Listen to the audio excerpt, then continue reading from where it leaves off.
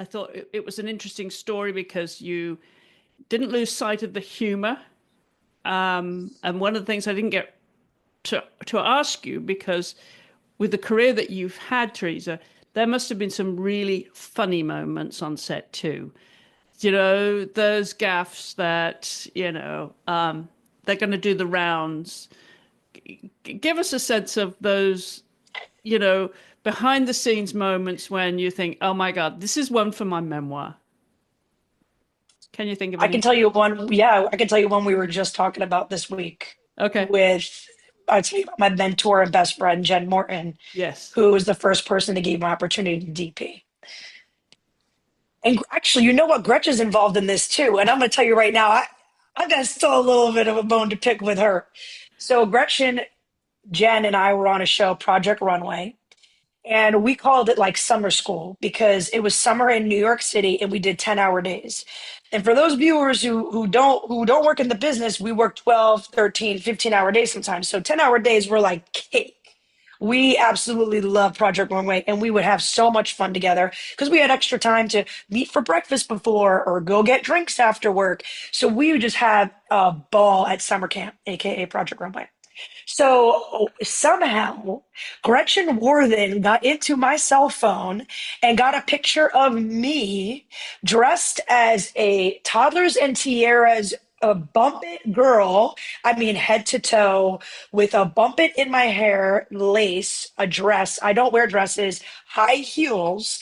And she got that picture to Jen Morton. So And what is Jen this Morton legal? I'm sorry, is this legal? Her you know going what? into This is probably not legal. And this is what we were just talking about, how it's a breach of confidentiality. I don't even know how she got my phone open. It was probably because it was earlier. You didn't have the face select and all that.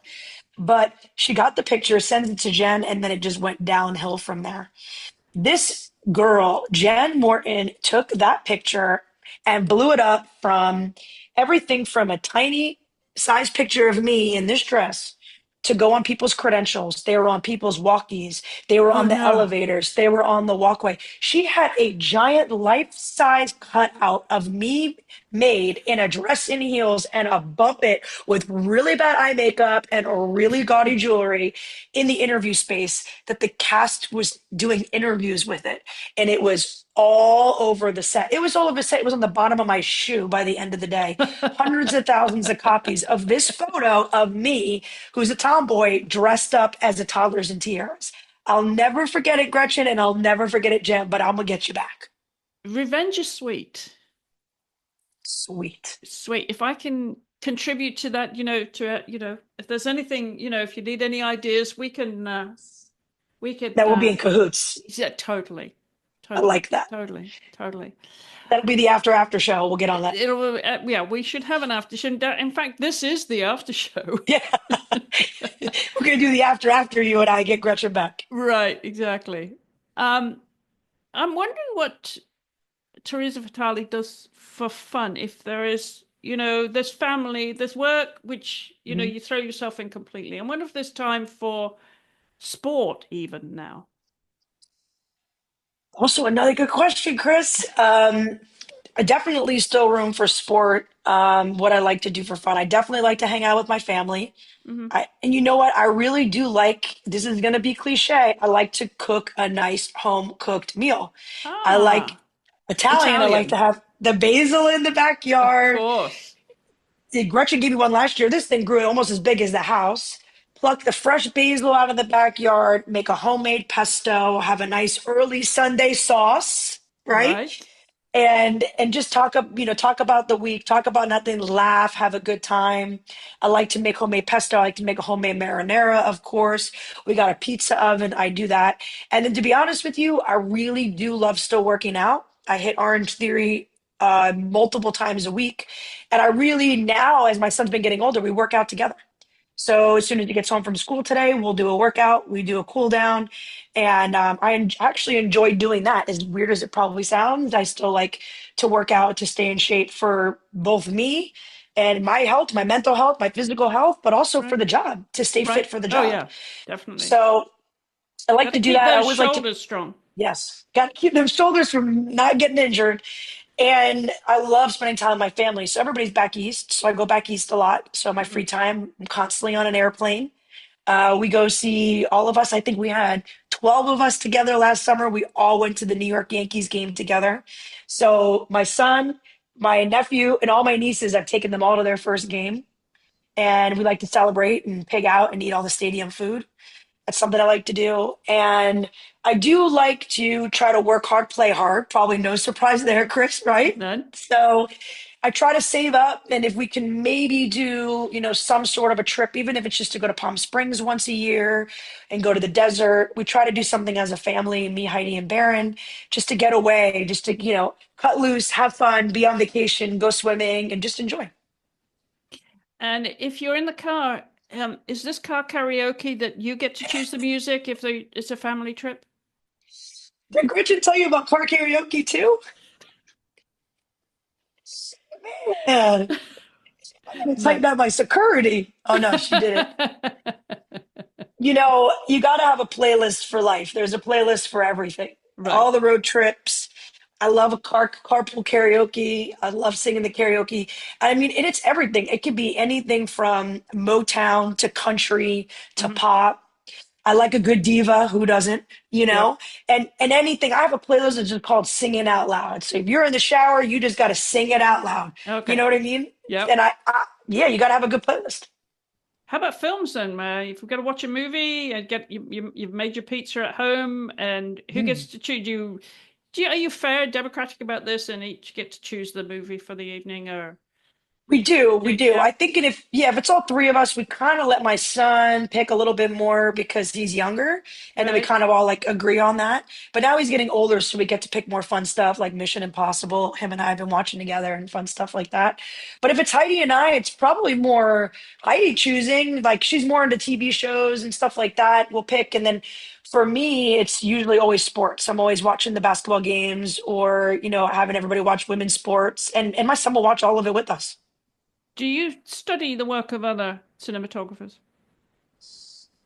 I do study the work of some of the women's cinematographers. Yes, I really like Rachel Morrison, and I've been Hmm. following her career. I don't know who hasn't, and she's just crushing it. Yeah. From being a cinematographer, director of photography, now she's directing. I do, and I'm really proud of how well the female cinematographers are doing, and how Black Panther, man, it was a huge, huge movie, Yeah. and being out there and being, what is it, like the 1% of Yes. directors of photographies are women. Yep. It's crazy, and so I can't even imagine there's a spotlight on us, let alone, feature films of that magnitude. Hmm. So I'm in awe on how they handle everything, how they handle it so well, and they're just absolutely crushing it. Yeah, they really are, and those numbers are increasing. I mean, when you see the credits Hmm. now, Hmm. it's a long way to go. Yeah. It's a long, long way to go. So if there's a go-to film that you want to watch that nobody wants to watch, so you'll go and watch it on your own or on a flight, maybe. What is a standout film? One that just happened, just like came to mind like that, was what I just did on a plane, was League of Their Own. Oh yes, yes. I mean, I, I Yes, just you, you were you bound to say cannot that. Yes. go wrong with League of Their Own. It's just, Right. I think it's one of the best movies ever. It's so funny. Everybody's so good, and I still feel like every time you see it, you see something new or you catch something different. Mm-hmm. And I think like when it was made, it was like before its time. Every like Yes, the true. comedic timing, the things that were spoken about. It just, I Yeah. mean, who doesn't love Gina Davis and Tom Hanks? I mean, come on Right. now, right? Right. It was just so funny, so fun. It actually like relaxes me. I can like relax watching. It's like a comfort food for me, a movie like League of Their Own. You don't watch with a critical eye, thinking, "Oh, I wouldn't have used that lighting. I would maybe I've shot that a different way." Do you do that? I actually don't do that. I try not to be Privately. really, yeah. Privately.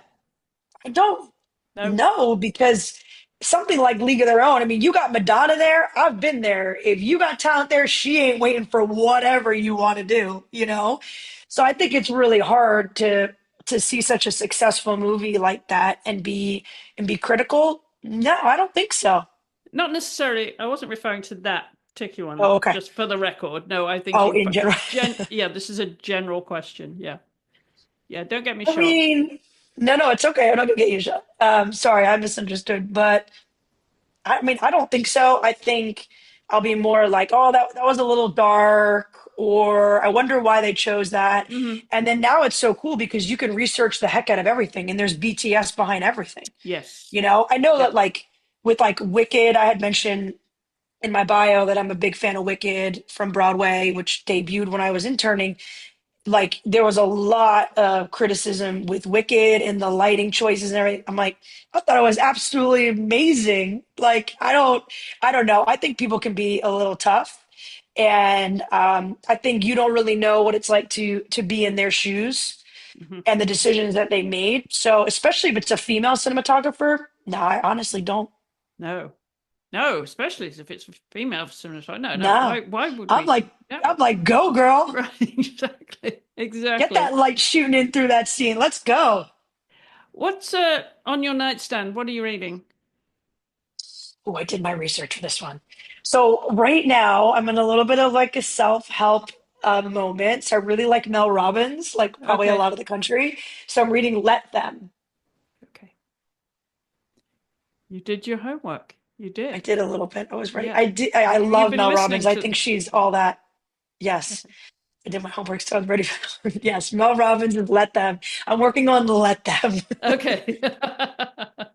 You did your homework in listening to the podcast, and I know you listened to some of your favorite people and some of your friends.